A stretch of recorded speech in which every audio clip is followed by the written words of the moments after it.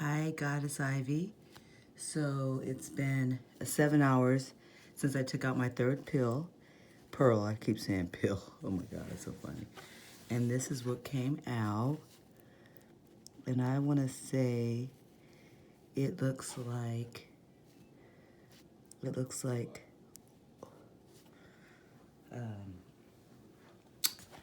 dried up fibroids, I would say. This is what came out. So this has been inside me. And it looks kind of, I don't know what. I want to say fibroid. My fibroid continues to shrink and evaporate. It's going down. It's coming out.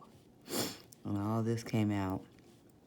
And I just want to say thank you, Goddess Fibroid, Goddess Ivy. I freaking love my detoxing. Every time I put a pearl in, I know I'm getting closer to a happier, healthy vagina. Thank you, my love. So this what came out. And this looks all like womb waste. It's all coming out. Thank you, Jesus. Getting it all out.